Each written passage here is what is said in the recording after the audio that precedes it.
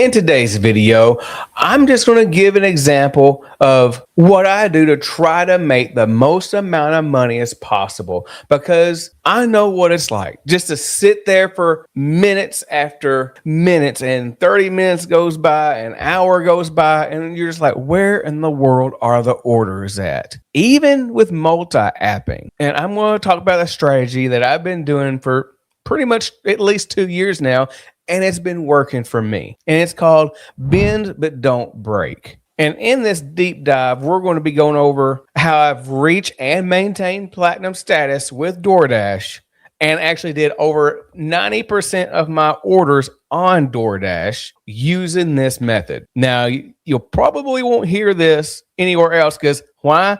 I kind of made this up myself.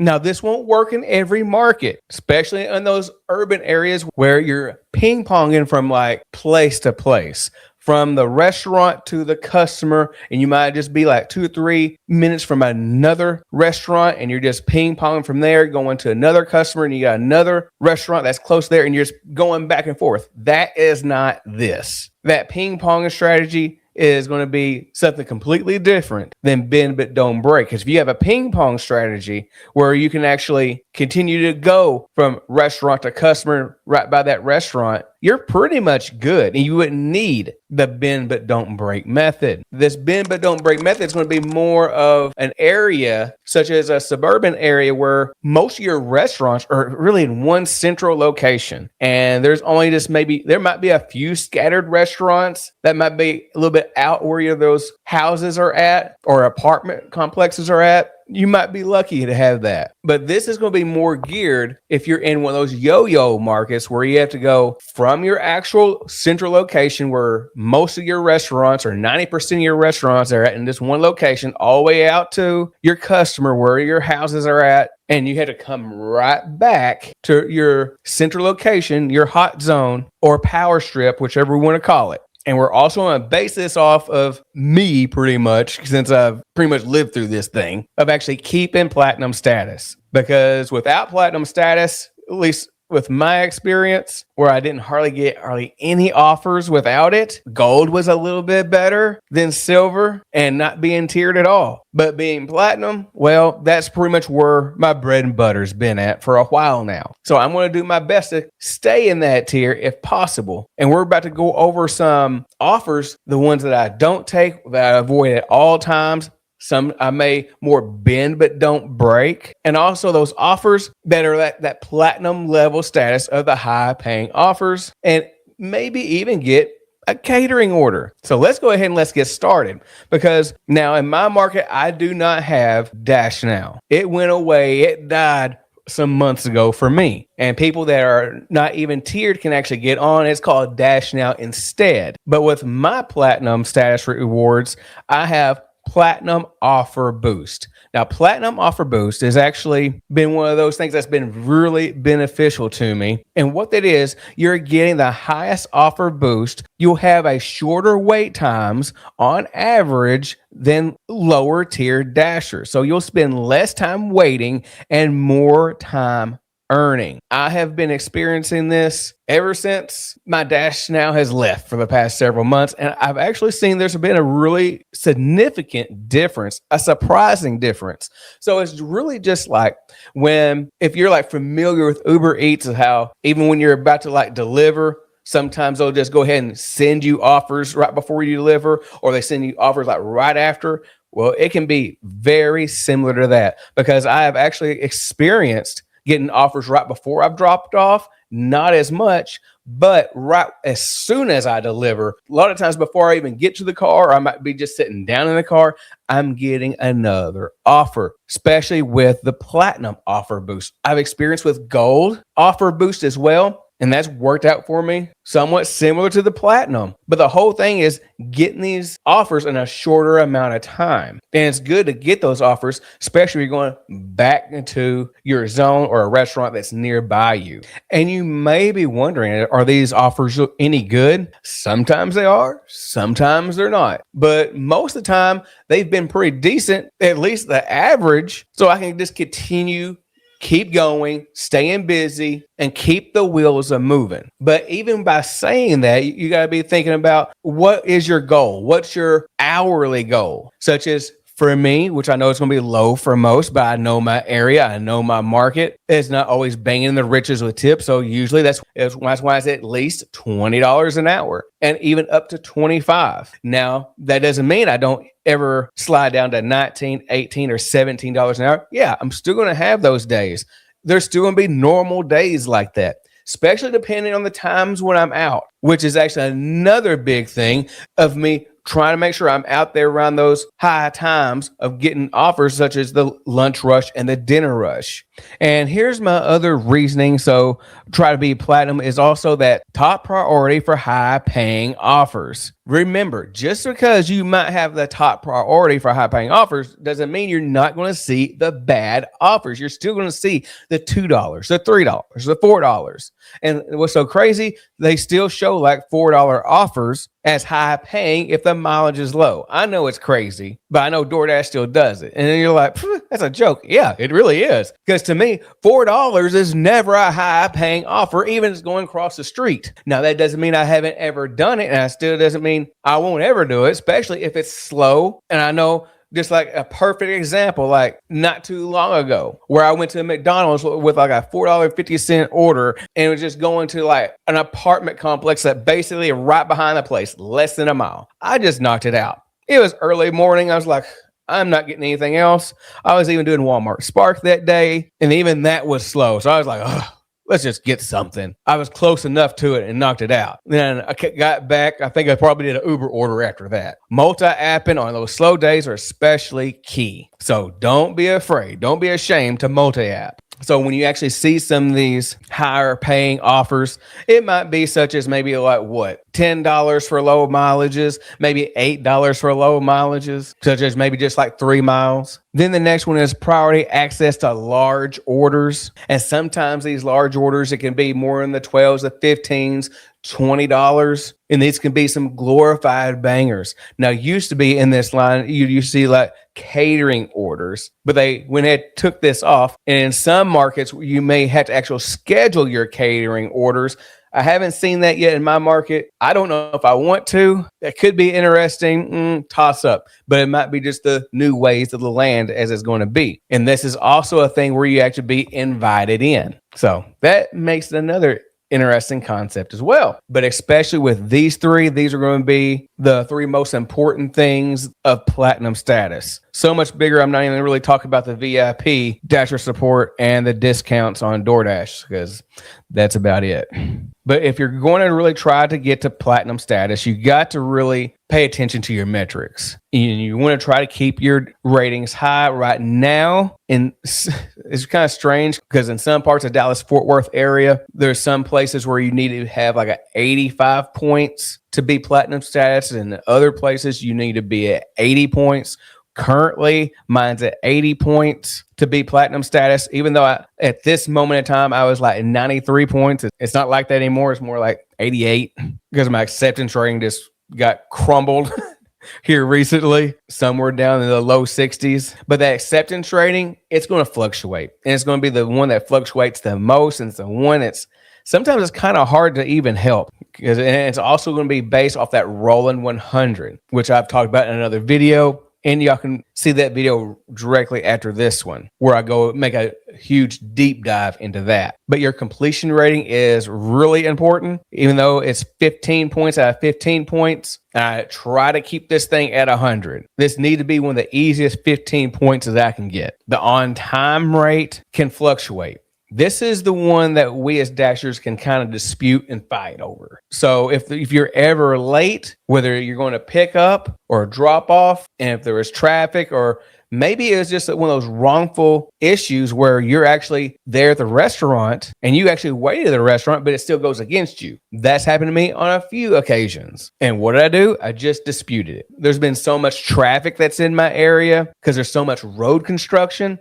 That's caused me to be late a lot. And I keep on putting those disputes in pretty much as they come. And if I don't do it then, at least after my shift is over. So just for grins and giggles, let's go ahead and look at one right now. This is where it shows that I was 7 minutes late at a Pizza Hut, even though I was actually sitting there. But even though it says that I was late by 7 minutes, I just went ahead and just write what happened. And with this one here, I believe this was the one where I just said, I was there the whole time waiting for the pizza. And a lot of my other reasons for has been traffic in my area. So it is what it is. But I still go ahead and I mark what's causing my wait when I'm actually there. I still put down the order is still being prepared when I arrived. I know there's some occasions I had to put down the order not started until I arrived because, oh my gosh. Then you got to think, am I going to need to actually unassign from this offer? And it will look something like this right here, where you get that choice. Are you going to wait for the order or are you going to unassign with no pay? And hopefully it says your completion will not be affected. And this is how I can keep my on-time rating at 100%. Now, I'm not lying about or even stretching the truth about this on-time rate because you don't want to do that. Because generally, if you're just doing what you're supposed to do, you're going to have an actual valid reason why you're late. Because if you have traffic, if there's a train, whatever gets in your way, just put it down. Now, it'd be nice if we had something with a quality rate. Let me tell you what. Especially when you get those in McDonald's orders and it's already sealed up, there's nothing much you can do. If something's missing, it's missing. I wish there was a dispute for something like that, just like it was in the on-time rate, but in the quality rate. So we can get that full 10 points. Then we got that customer rating. Try to keep that as high as possible. If you can get a 5.0, keep it that way if you can. Do the best you can to get those extra 10 of 10 points. But there's always going to be one, right? Seriously. Then we look at the last 30-day orders. And here's just my example how this was a 3 out of 5 points because I have 110. Well, this is based on like last week or so, but 3 out of 5 isn't that bad. I think the very next level is like at 199 where you get up to 4 points. So it's just like, I'm a little ways from that. But hey, 3 out of 5 isn't that bad. Plus a lot of dashers, especially if you're full time, it's going to be easy 5 out of 5. But we're going right back up to the acceptance rating, which will fluctuate a lot. And being 25 out is not that bad, especially if you're already we're used to being like in the older system but right before the overall dasher rating, when everything just relied on your acceptance rating and you need to be at like a 70% anyways. But now we have a little bit more leeway. So that helps. We can actually be in the lower 60s or even the 50s if you got your other metrics high enough. And so if you have these metrics where they need to be and you are going to actually strive and try to keep your platinum status or maybe even gold status, maybe that works with you as well, then we really want to focus on what type of orders to take and what orders not to take. I have a lot of videos of what orders not to take, which is why I'm only going to show one. And that's going to be like a $2.25 for 6.9 miles, which is horrific. This is an order that you would not need to take. This is a non-tip order. No matter if the base pay in your area is $2.25 or like in my market, it's $2. I already know right here the customer did not tip. Also, keep in mind, if you have $1 peak pay and you get an order that says $3 or $3.25, there is no tip. You just got the base pay and you have the peak pay on top of that. But just because even if it gets to even $5, $5.50, sometimes there's still no tip. Sometimes that's still just straight up Doordash, just giving base pay. For whatever reason, maybe it's been sitting there and be rejected by Dasher, and it finally just kind of fluctuates up just little by little. But also another key note here is not to take upside down offers. Another good reason that we learn from this order right here. We see that the miles is way over the money ratio. Now, this was like a $6.90 for 2.2 miles. Yeah, I'll be on top of that one. But this one here is an order that you do not want to take, at least not me. And here's why. Now, if you take a $2 order and if it takes 20 minutes, then even if you take another offer that's $2 or $3, you're just shooting yourself in the foot. But what you might be saying to me right now, what if I just took that $2 order and just waited for an $8 order? Or what's the point of taking a $2 order where you can just wait for a higher paying offer? And when you look at it in a way of like how much you're getting paid per hour, and if you get paid $2 in one 20 minutes or $2 another 20 minutes, and another, your third offer is another $2, you only have $6 for an hour. You're not even making a minimum wage. That's the issue, because you had to think about everything that you're putting in with your time and energy, your gas mileages, the oil changes that we have to do, the wear and tear of our vehicle. These are the things that we have to go through and think about as gig workers. And we need to look at to get these offers that's like $8.10 for 3.8 miles. These are the offers that we're looking for. It even shows like the high paying offer for those people that's already saying, well, I can get that and not even be platinum. I can get that not being tiered at all. Yes, you can. Why? Because there's more offers out there than just for the platinum, gold, and silver status. Of course, you'll get thrown a bone every now and then. And you might even be in one of those great markets where a lot of your orders like that anyways, this bend but don't break method, you want to follow. The bend but don't break method is when things are hard and things are strict and you can't hardly find those orders unless you are platinum status. Then you run into another issue where things don't look like what it actually seems. And here is another example. This is just, if you look at the blue dot, you can see where I'm coming from an order. And even though it's like 755, 4.6 miles, then you got to think ahead. I am already about 3.5-ish miles away from my hot zone, from or where my power strip is, where like 90%, probably a little bit more than that, of my restaurants are at. And a lot of this might be just for you as well. And this is where this bend but don't break method really kind of gets you thinking a little bit and saying there's actually not just 4.6 miles. It might be some of those dead miles. You're going to be running those dead miles or the blank miles anyways. So a lot of times I don't even think about or calculate in my mind of the miles that I'm already going to be driving.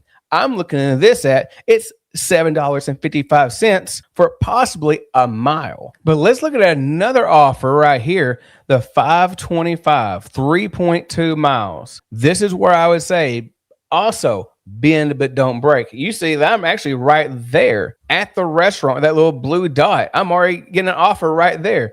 And it's like, ooh, $5.25 is not the best offer.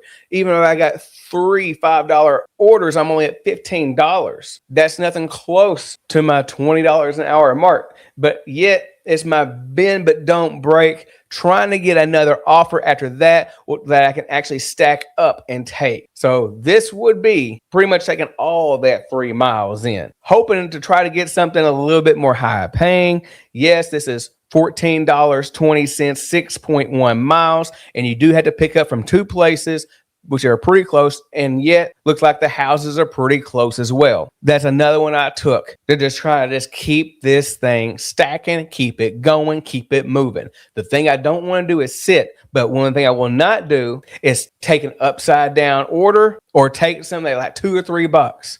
Now, let's just say, for example, if I just had like this $8.10, let's just say if they gave me like a $3 add-on, and it's at even like that same restaurant or maybe a restaurant right next door. Let's just say it says $3 for an added half a mile. A lot of times I would just go ahead and just go ahead and take it. I did. There's been a lot of times where I just kind of took it if it was like at a restaurant that is like generally pretty quick, especially if it's like a Chick-fil-A. But if it's going to be anything like a Wingstop, I would definitely decline that, because that's going to take an extra, they'll say 5 minutes, but it's sometimes going to be 10 or 15. But that's why you got to know your restaurants as well. I wouldn't really recommend for just taking that extra $3, but it needs to be really close by if you're going to take one to turn that $8 into $11. But sometimes it works, sometimes it don't. But you could get burned if that restaurant takes a little bit. And going back to a lot of these offers that we're going to get can be just